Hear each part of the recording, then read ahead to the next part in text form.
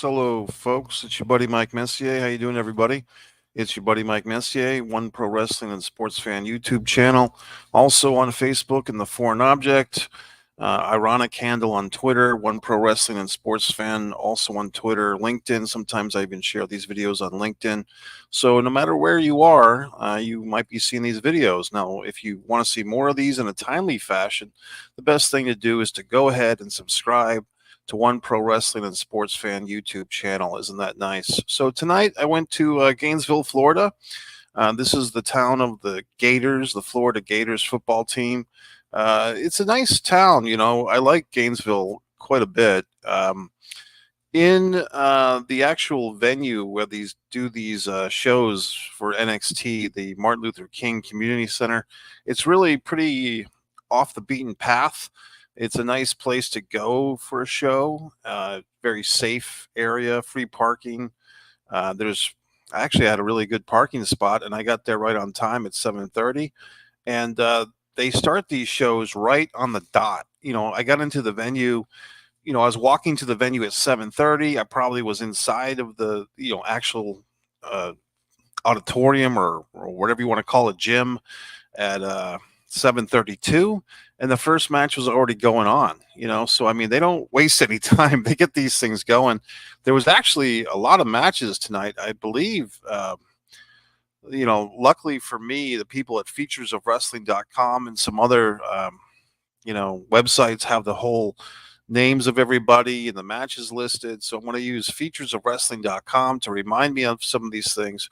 But I will share some photographs with you. In fact, I want to share some photographs right now. I've been working on these little vignettes, videos for you. So let's check these out. This is the first batch of photos with music by my buddy Tony Caramadre of Fat Tone Studio in Warwick, Rhode Island. And I took the photos. So let's check them out. And if you're wondering, you're saying, hey, gee whiz, Mike, these photos aren't that good. Well, the reality is, if you look, that's a photo from tonight as well. You see that big light? There's basically 4 sets of lights right around the ring, and makes it incredibly hard to take decent photographs. So basically the choices are either get front row, and then your photographs will have a little bit better, but mostly just when the wrestlers are at ringside. Or if you sit up in the bleachers, like I did for the first couple of matches, you can get some good, wide shots. And maybe if you had a better camera than I do, you could get some great shots. But the reality is you get what you get, because those lights kind of blow out a lot of the photographs. So I do my best, and you're not paying for this information or these photographs anyway, so you get what you get. Let's check them out.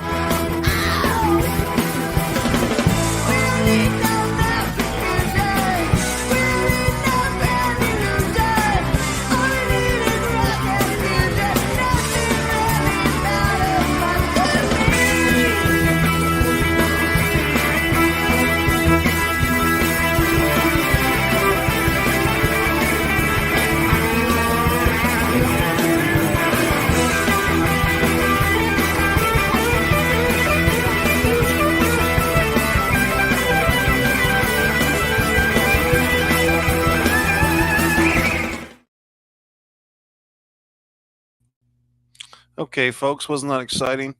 And I'm back here, and so let's go through the matches, and I'll do what I can to remember my thoughts and feelings on all these matches. First off, it was a nice crowd tonight. I mean, there was probably a room for a few more people.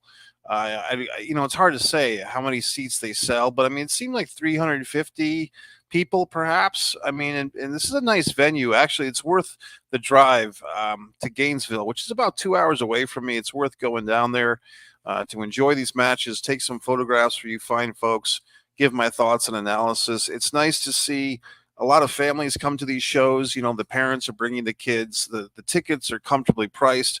I did notice tonight, though, that they seem like they've jacked up their NXT prices from $10 and $20, and moving forward, it seems like they're going to be $15 and $25. So there you go.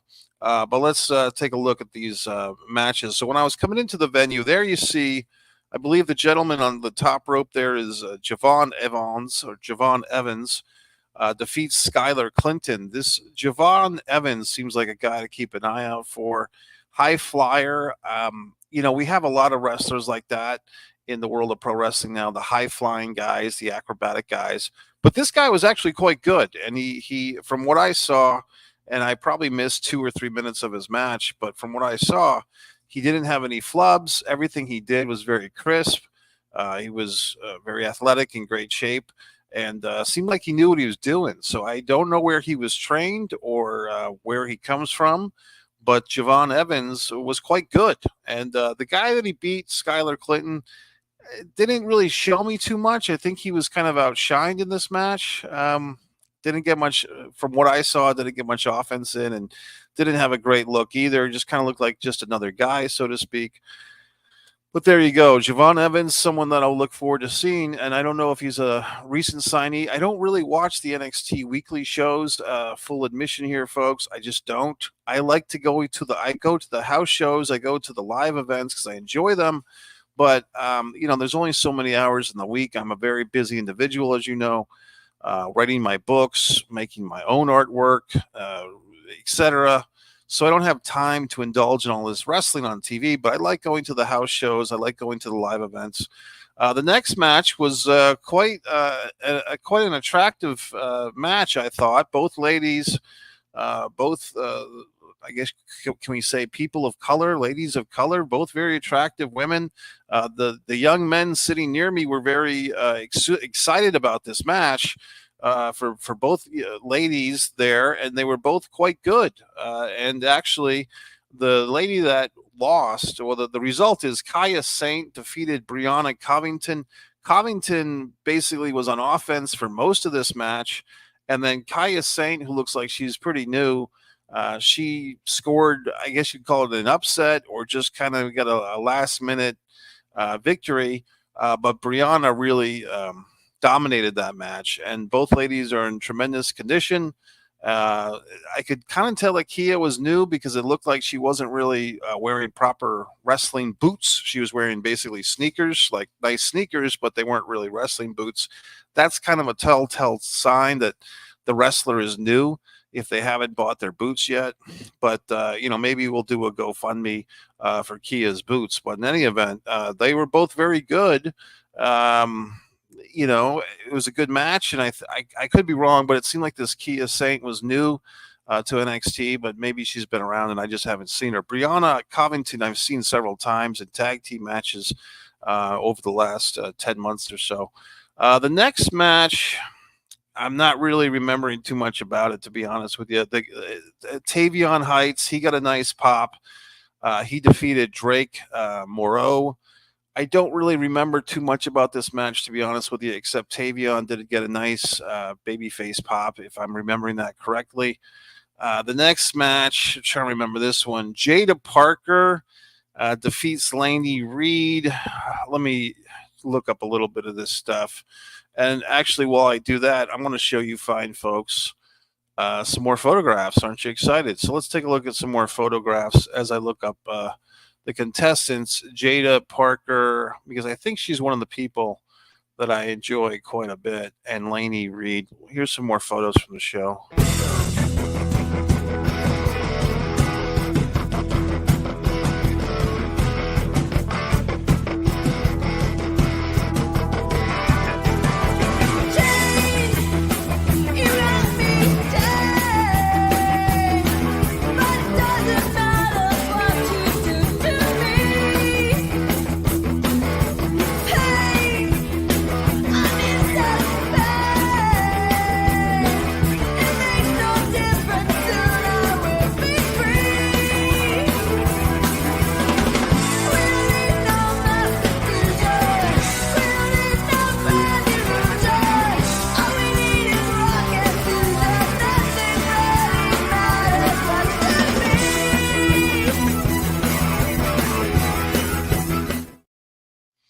Okay, folks. So I looked it up.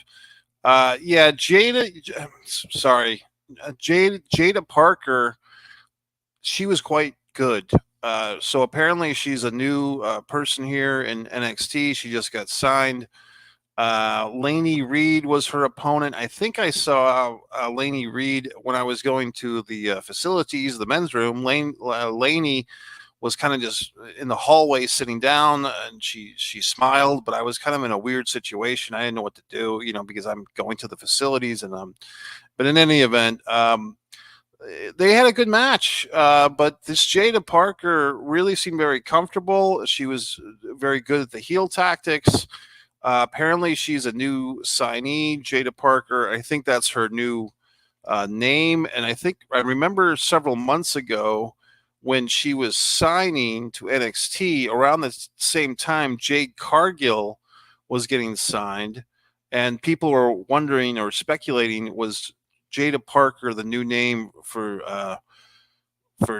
Jade Cargill from AEW? So Jada Parker, with her career history, she is 25 years old. Oh, she's actually from Florida. She was born in Port St. Lucie, Florida, which is terribly too far away. Wow. 25 years old, February 12th, 1999. I guess I won't give away her name here. That's not too nice, but I mean, she has kind of not a really good. Her real name would not be good for wrestling, so I think this Jada Parker will be fine. Her real name is just, it's like got four names. It's kind of proper. It's not a fun real name. It's like a normal real name.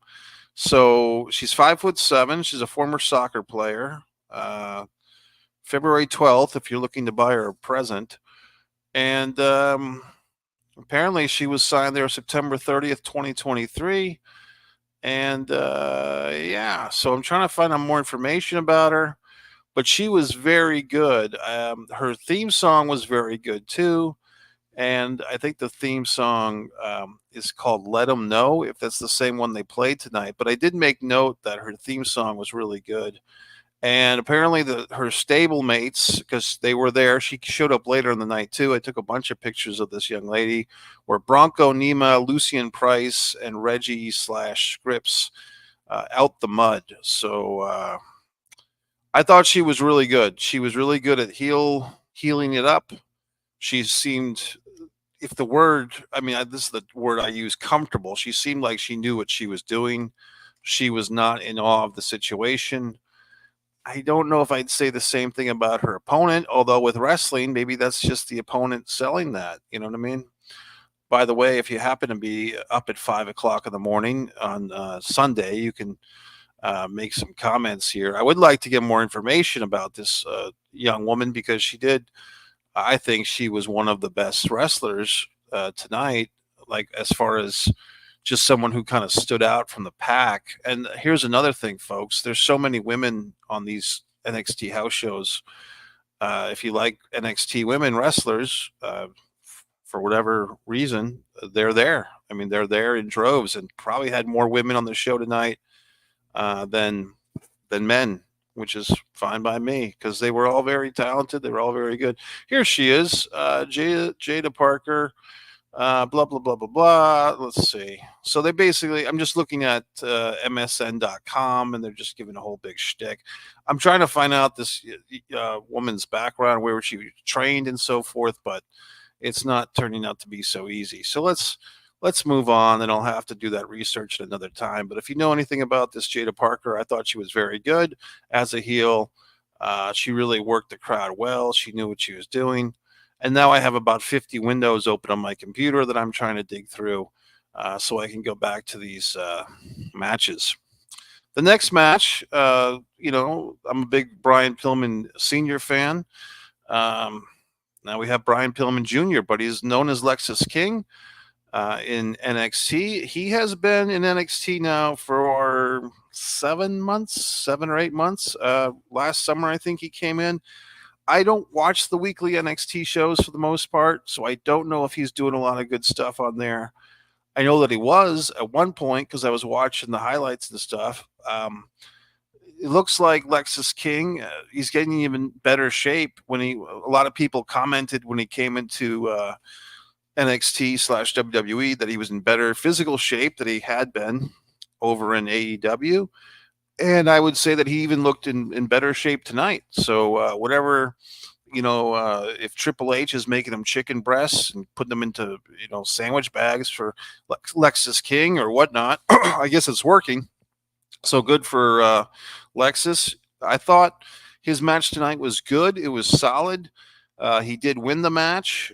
He did not. I was kind of hoping that he would do some heel mic work because on some of the prior NXT house shows going back to like September and October when I went to a bunch, I went to 5 or 6 different venues in a couple of months late last year, September, October. And I was kind of hoping for that again of Pillman Jr. or Lexus King doing some heel mic work because he's actually quite good at it. And they did not give him that opportunity tonight. And so it just wasn't part of the shenanigans. But he won the match and he got over. This Eddie Thorpe guy, the guy that he defeated, is actually quite good as well. Here's the thing, folks. At this point in the show, we had 4 matches. The first 4 matches, because I made a note of it, I looked at my phone to see the time. It was 8 p.m. So if the show started at 7:30, and I'm going to say what the kids say, but I mean it this time, literally at 8 o'clock p.m., because I did look at my fucking phone, we were done with 4 matches. So that basically means they had 4 matches in 30 minutes, which comes out to 7.5 minutes a match, including introductions. So my point of the matter is, folks, there was a bunch of matches on this show, but it was kind of like every match was really quick. Abrupt, you might say. There was no, at least at this point in their show, there was no big marathon match. So Lexus King defeating Eddie Thorpe. And then we went to our final match. They do intermissions at this show. One thing that's interesting, maybe it's interesting just to me, but at these NXT house shows, they don't always provide concessions for food. And I think what's happening, and I'm just speculating, folks, I think that these are lost leaders, these NXT house shows. I don't think they're actually making money on these shows. I mean, maybe they are. I mean, I really don't know. I don't think they're making much money. Let's put it that way. They're all in the state of Florida. They're pretty much always on the weekends. And, Friday or Saturday night. A lot of times they'll have a Friday night show and then another town on a Saturday night. They're pretty much in 400-seat venues. And I guess they, meaning WWE, is not paying a whole lot for these venues. It really is just giving the younger wrestlers a chance to get their reps in, a facsimile for when they go to the main roster, if they get that far. And some of these NXT wrestlers don't get that far. I've noticed a bunch of people. There was a really interesting wrestler last summer, kind of a big chubby guy, and he kind of did like the non-gender gimmick, or maybe that's not a gimmick, but it was like his real life thing that he brought into wrestling, in which they call stuff. Everything is called a gimmick in wrestling. But he kind of had that thing going, and he had a really lovely Alicia Ash, I believe was her name. She was the manager, and I think they're both gone. Unless Miss Ash is still with them, Olivia Ash, and I get to speak to her for a few seconds. She was tremendously nice, but I don't know what happened to them, for instance. So just because someone's in NXT does not mean they're necessarily going to stick with wrestling or stick with WWE/NXT or even progress to the main roster. So NXT is really interesting, especially because now they're going to be on, is it the CW network or something? They got a television deal. So they're going to have like another television outlet soon. Anyway, I'm just going on and on here, but basically NXT is always kind of in this weird spot of, is it its own promotion? Like, is it its own brand within WWE, or is it the training camp? And it doesn't seem like we really have a definitive answer. It seems like that answer goes back and forth. 3 or 4 or 5 years ago, when Adam Cole was like the big hot shot in NXT, and it seemed like at that point, before the pandemic, they were really trying to make a push that NXT was like the third brand, and it was kind of, their takeover shows were the big deal, and they would have like a 5-match pay-per-view, but every match would be half an hour. Well, these house shows in 2024 are not like those NXT, premium live events on the network from 5 or 6 years ago. It's a totally different thing. You're not going to see a 30-minute tag team match, okay? You're not going to see Adam Cole, baby. It's just a different deal now. And I don't know what the house shows were like back then. I know that Bray Wyatt used to bring around his rocking chair, which is kind of cool. I mean, that would have been fun. I didn't live in Florida at that time. In any event, folks, let's move on. The NXT Women's Champion, Lyra Valkyria, and Tatum Paxley. I am a fan of her. I do like her kind of goth look. I do have some videos on here. They had this Halloween ladies trick or treat Royal Rumble last October, and Tatum Paxley was dressed as Wednesday from the Addams Family, and I enjoyed that. But here's who I really enjoy. They defeated Roxanne Perez and Lola Vice. I'm a huge, as much as I can be, a Roxanne Perez fan. I think she's great. I was pleasantly surprised at how well she's done turning heel. To me, she's the ultimate babyface. Roxanne Perez should just, she looks to me like a babyface through and through. But one good thing about NXT is that they like to put their wrestlers, especially the ones with potential, they like to try them out as heel and babyface. I think just to get those reps in, just so that if they're ever called upon, like I would think that Roxanne Perez would be a career babyface, but like Bayley, you would think she would be a career babyface. But, Bayley's done successful work as a heel. And so now we know that Roxanne Perez, if she's ever brought up to the main roster, which I would assume she will be, and I would assume that she'd be brought up as a babyface by that point, but then I could see her 3 or 4 years from now turning heel on the main roster because she's proving here in NXT that she can do it. This woman to me is just a real natural talent. I'm sure that she works hard as well. But as a babyface, she always seems very happy to be there, meaning that she's happy to be at the NXT show. She's always got a big smile. She seems like she really enjoys wrestling. And but as a heel, I mean, she pulls it off, and I think she's great. So, I mean, the thing with tonight's match is she basically abandoned her partner. Lola Vice is interesting. I typically kind of think that Lola Vice, I don't know too much about her, but she looks also the thing about Lola Vice, I think that name is better for a tag team. Like I think Lola Vice would be a really cool tag team name. I don't know if it's a good singles name because I think when I think of Vice, I think of, police. And I think of like a Vice Squad, and I think of like it has to be more than one person. So Lola Vice, I don't know. I like that name, but I don't like it for a single competitor. I like it for a tag team, but who the fuck am I to say, right? But Roxanne Perez abandoned her partner, gave her the short arm. That got a big response from the fans. And then these two ladies lost because Lola Vice got pinned by the Good Girls, and there you go. And then that kind of wasn't so many women on this show. So then we had our friendly intermission. We come back. I believe I could be getting this mixed up, but I think that match was right before intermission, or no, that was the first match back after intermission. Lexis King was the first match before intermission because that's when I moved. I got a second row seat at the second half, so I saw the women's tag. Then they did Axiom and Nathan Frazier. Interesting because his name is very similar to Nelson Frazier, who was Mabel / Viscera. But anyway, these guys defeated Out the Mud, Bronco Nima, and Lucian Prince, and they did have the new lady, Jada Parker, at ringside. And so I got some nice photos of her working the crowd. She's really quite good. So this match, it seemed like people were really into it. I was actually fiddle fucking with my phone in some of the pictures that you're seeing tonight. So I did not really see a whole lot of this match. It was right in front of me, but I wasn't paying attention. But the fans seemed to be into it. Axiom is this masked guy. I don't quite get him. I'm not sure what he's supposed to be. To me, he's not a Rey Mysterio quality. He's just kind of a guy with a mask, to be honest with you. I know he does some high flying stuff, but he doesn't really stick out beyond the fact that he wears a mask and so on and so forth. And anyway, the star of that match once again was Jada Parker. I don't know. I guess I wasn't into this match. The next one was interesting, though. This Uriah Connors guy, he looked very new. I had not seen him before. Maybe you fine folks have as well. He kind of came out.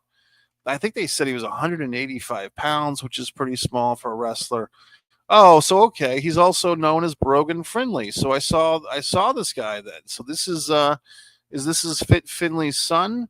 Gee whiz. So this is Fit Finley's son. So I saw the Finley Regal match, which people have been talking about. They've been wanting to see this, like a match between Finley's kid and what's his dick, Charlie Taylor or whatever the fuck his name is, the Steven Regal's son.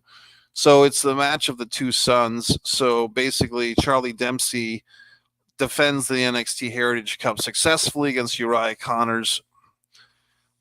But here's the thing. I mean, if you're going to have second generation guys, I know it's a C thing with the WWE copyright trademark. They just want to have these guys so that they want to have everyone under lock and key, and they don't take advantage of the fact that, wouldn't Lord William Regal or Lord Steven Regal, wouldn't the fact that you've got his son, which is Dempsey, I believe, right, against Fit Finley's son, like, isn't that kind of cool? But, I saw it. I should have known, but I didn't. It just, this is the type of shit that an asshole like me would enjoy. But I did watch the match. It just seemed that this Uriah Connors guy, Fit Finley's son or not, he did not seemed to win the crowd over. I guess he was supposed to be the baby face. No one really knew who the fuck he was. And I mean, if they had said Uriah Finley, I would have known who the fuck he was, or Brogan Finley. But in any event, Charlie Dempsey wins the match. It was cool to see the big cup, and like he's got the fucking cup, and he's got to hand it over to the ring announcer lady. She did a pretty good job. I mean, I at one point I was kind of discriminatory against female ring announcers, to be honest with you, because I just think of the Gary Michael Capettas, the Tom Millers, the Fink, obviously, and some of these classic, baritone male ring announcers. But some of these women are the woman who does Raw now is very good, and SmackDown, she's very good, and some of them are quite good. You know what I mean? I thought even Brandy Rhodes was decent as a ring announcer. But some of these women know what they're doing with the ring announcing. So the one tonight, young blonde ring announcer, female, she was pretty good. She was good. What's next? Thea Hale defeats Jasmine Nix via DQ. Kind of drawing a blank on that one, fine folks. I want to look these people up. I don't want to forget anyone or what I thought of them. See, luckily I have this 2-computer system. I can look at, oh yeah, Thea Hale. Oh yeah. Okay. So the Chase University, she's very spunky. I mean, she's very short. You know what I mean? So I'm going to look her up for her height. But I've seen her a bunch of times.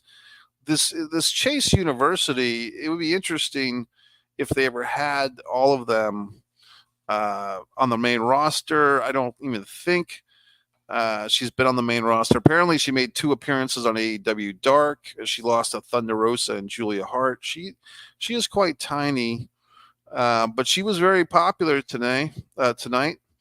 Wow, she's only 19 years of age, apparently, or maybe 21 at this point. But yeah, good for her. Yeah, she's fine. And who did she defeat again? Who was her opponent? God in heaven. Jasmine. Oh. Okay, hold on. So this is what happened with this. They did like the whole, basically the Jasmine Nix, I believe she got disqualified because her friend. So she came out, Jasmine Nix came out with JC Jane, and JC Jane interfered, and so Jasmine got disqualified, and then it became a big cluster of every woman, and the Jazzy Jane was really like the all-star about it, because once she got her friend disqualified, she was so happy to get into the ring and attack and heal it up. So I mean, JC Jane to me should really be promoted. Okay, so Jay Gentile, Baldwinsdale, New York is Jasmine Nix. They say she's a member of Chase University. I don't think that's true, unless she's probably out of it by now. She was born July 28th, 1998. She's 5'4". Yeah, she was okay. I mean, she seemed a little bit outshined, I think, because she was with Jazzy Jane, and it seemed like Jazzy Jane's just more of a veteran. I really think they need to bring her up to the main roster there. But this women's match was fine. But then they basically segued it into this kind of a fun thing, 4-on-4 women's match, and I thought everybody did quite well. It was a whole lot of women wrestlers, whole lot of NXT wrestlers in one match, which is very exciting. And I lost my results page. Now I have to go back to it. I'm breaking the fourth wall. Let me show you the photos again, folks. Take you one more round of these photos.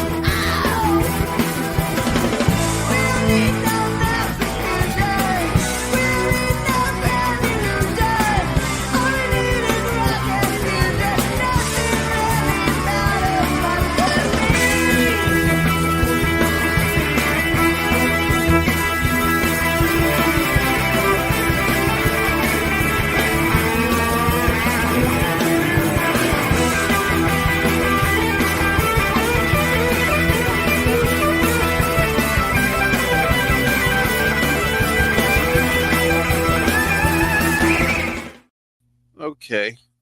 So here we go. The big woman's 8-woman match was JC Jane, Jasmine Nix, Kiana James. She's very good. She's the one with the purse. She used to be like I think she was like a country and western tag team for a while, but now she's on her own. She's a heel. She's got this loaded purse.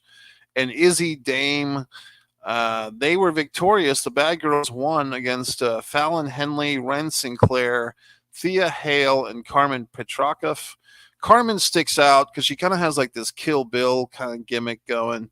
And she also was the winner of that women's NXT Halloween Battle Royal. She was dressed up as a Teenage Mutant Ninja Turtle. So I have some of those clips on this channel, by the way, if you care. Look them up. I have a bunch of AEW clips, a bunch of NXT clips. So that was kind of a fun women's match. It was, and the Bad Girls won, and they kind of healed it all up, and they were antagonizing the crowd, and people were getting excited. And then finally, it's interesting. We had Trick Williams and Carly Bright defeated Aura Mensa and Lash Legend. And look, like I said, I'm not the biggest follower of NXT on the TV show, but I do know that they're having this kind of romance of Lash Legend and Trick Williams. They're kind of flirtation, and they're in this mixed tag match against each other tonight.